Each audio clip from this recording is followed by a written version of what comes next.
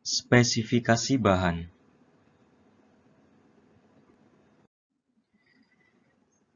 Kita akan mulai dengan pondasi.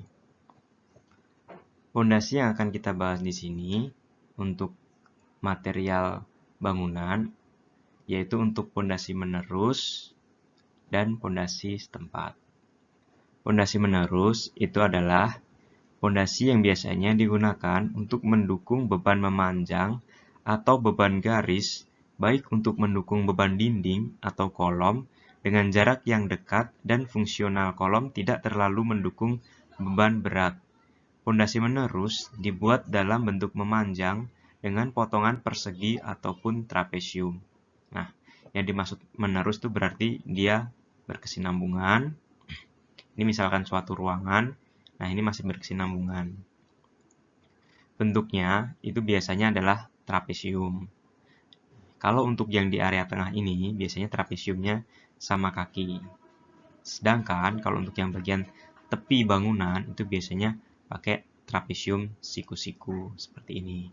Jadi ini kalau dipotong tampaknya jadi seperti ini.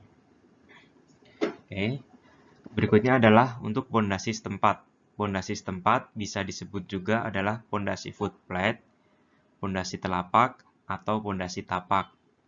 Bisa juga disebut cakar ayam. Pada umumnya dipakai untuk rumah 1 lantai, 2 lantai, 3 lantai, dan bahkan bisa juga rumah 4 lantai jika dimensi telapak pondasi diperbesar dan tanah dasarnya cukup keras. Ini untuk denah pondasinya, itu kita bisa lihat yang dimaksud pondasi setempat itu letaknya ini. Nah, ini pondasi setempat. Sedangkan yang ini, panjang ini adalah pondasi menerusnya. Nah, jadi ini untuk menggambar denahnya seperti ini. Sedangkan untuk potongannya, ini. Nah, ini dia potongannya itu dia posisinya di bawahnya pondasi menerus. Jadi dia lebih dalam dibikin pondasi pakai pondasi setempat yang letaknya di denah itu seperti ini. Nah, ini potongannya bentuknya seperti ini. Oke. Ini adalah untuk realnya kita bisa melihat pondasi menerus. Nih, pondasi menerus seperti ini ya. Yang bawah ini pondasi batu kali menerus. Nah, itu realnya seperti ini. Yang ini adalah pondasi setempat. Pondasi setempat seperti ini. Rangkanya dari besi tulangan untuk pondasi, terus ada tulangan kolomnya, dan ini yang disebut bagel. Nah, posisinya di sini, terus ini masih ada galian. Galian ini adalah untuk penempatan pondasi menerus. Nah, nanti pondasi menerusnya di sini sampai ke sini, lanjut lagi ke sini ada pondasi menerus lagi. Kita masuk ke material pondasi batu kali. Pondasi batu kali wujudnya seperti ini ya. Nanti di aslinya itu tersusun dari ada pasir, kemudian Portland semen, seperti ini semen, terus batu kalinya dan air bersih. Nah, ini semua dicampur dan diaduk, kemudian menjadi pondasi batu kali seperti ini disusunnya. Yang kedua, untuk material slough, kolom, dan ring balok. Mana yang disebut slough? Slough itu yang di atasnya pondasi menerus ini. Ini namanya slough. Yang disebut kolom adalah dia ini yang berdiri. Biasanya terletaknya di ujung-ujung. Ini kolom praktis namanya. Setelah kolom, ring balok. Ring balok yang mana? Nah, itu setelah ini kan slough, kemudian dipasang dinding kan. Nih, dinding itu nanti sampai atas. Kemudian di atasnya baru dikasih pembesian tulangan, ini namanya ring balok. Nih. Untuk material pondasi setempat, slough, kolom, dan ring balok itu sama ya. yaitu adalah beton bertulang. Betonnya di sini terbuat dari pasir, batu koral atau disebut kerikil, disebut juga split, sama saja. Terus kemudian dicampur dengan Portland semen atau semen saja seringnya, dan air bersih. Nah, ini adalah isiannya, tulangannya. Ini betonnya dan ini untuk tulangan. Berikutnya untuk lantai. Nomor 3, lantai. Ini ada denah lantai. Nih, ini lantainya. Ya, perhatikan dulu lantai. Material lantai itu ada sangat banyak sekali dan selalu bisa berkembang setiap waktu. Saya akan jelaskan beberapa yang sering dipakai saat ini. Yang paling familiar buat kita adalah lantai keramik. Keramik ini sering dipakai karena selain bersih, gampang, perawatannya juga tidak susah, harganya juga terjangkau. Ini lantai keramik biasanya ukuran mulai dari 20-20, 30-30, 40-40, 50-50, bahkan sekarang ada yang 60-60. Seperti ini tampaknya. Nah, kalau yang sebelahnya ini adalah homogeneous style. Atau kalau kalian pernah ke survei ke toko bangunan, itu kalian akan melihat yang disebut juga granite tile, itu dia masuk jenis homogeneous style. Nah, ini dan ini itu kadang-kadang secara look sama. Karena motifnya bisa juga sama. Jadi bisa terlihat seperti material yang sama. Tapi secara kualitas tetap akan berbeda. Lebih bagus mana? Saya akan bilang akan tetap lebih bagus homogeneous style. Karena apa? Karena dia lebih homogen pencampurannya. Sebenarnya untuk material hampir sama dengan keramik tile, tapi untuk keramik tile ini lihat. Keramik tile itu lapisannya lapisan keramiknya itu hanya di atasnya nih. Di bawahnya ini masih berupa tanah liat yang seperti genteng kalau kalian tahu. Nah, keramiknya lapisannya hanya di atas. Sedangkan untuk homogeneous style, dia sudah homogen, dicampur semua. Dan untuk pembakarannya juga dengan suhunya lebih tinggi daripada suhu pembakaran keramik. Otomatis dia akan lebih kuat, karena untuk ketebalan pun homogeneous style itu bisa berkisar dari ketebalan 9 mili sampai dengan 1 sentinan. Sedangkan keramik tile hanya di 6 mili biasanya. Kemudian untuk material tegel atau ubin. Ini kesannya lebih klasik ya. Dahulu sering dipakai ini untuk sekolah-sekolah.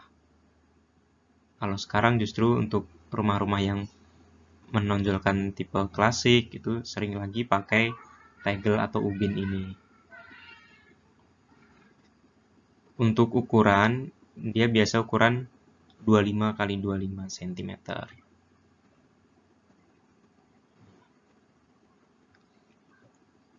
Kemudian ada lagi material marmer. Marmer ini secara look dia akan terlihat lebih mewah daripada ketiganya ini. Secara perbedaan juga, marmer ini adalah dari batuan alam. Jadi dia asli dari alam, batu yang kemudian dibelah, bisa dibilang. Dibelah seperti ini. Jadi untuk motifnya pun dia tidak akan selalu seragam. Terus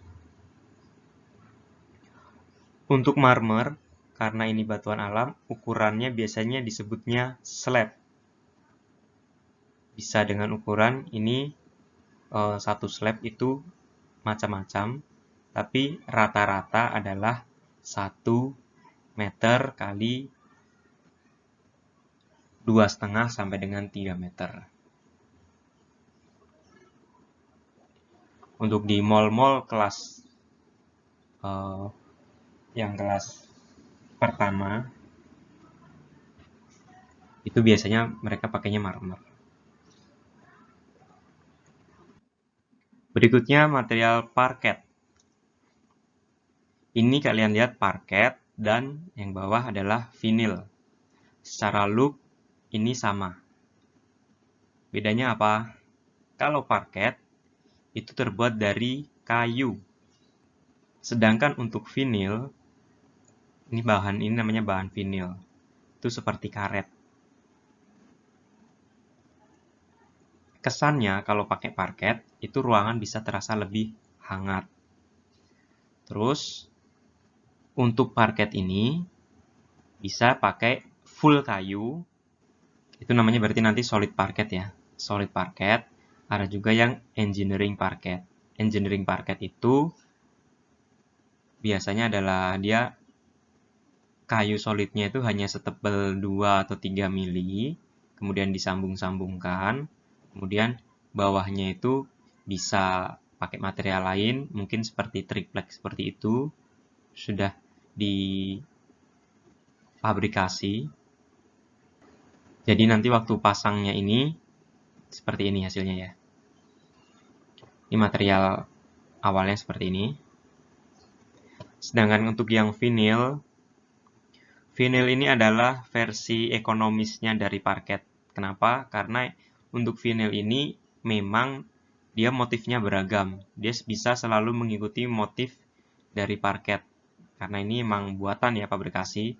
Jadi parket itu kan ada yang motifnya kan, kayunya yang dipakai buat parket itu kan ada yang kayu jati, terus kayu sono keling, terus bisa juga white oak, dan jenis-jenis kayu lain yang secara look bagus dan emang kelas 1 ya, awet seperti itu.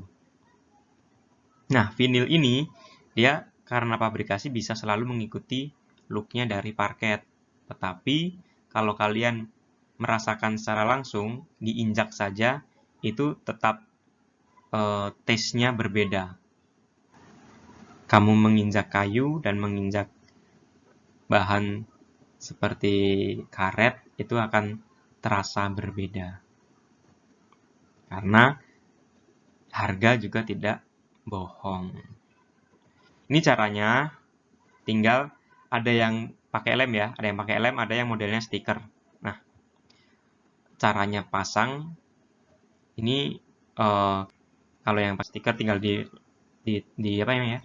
Ditempel saja. Tapi kalau yang pakai lem biasanya dilem sendiri. Jadi seperti ini nanti keramiknya, kalau di atas keramik ya, keramiknya itu harus dikuas pakai lem dulu, terus yang ininya juga tinggal ditempelin gitu.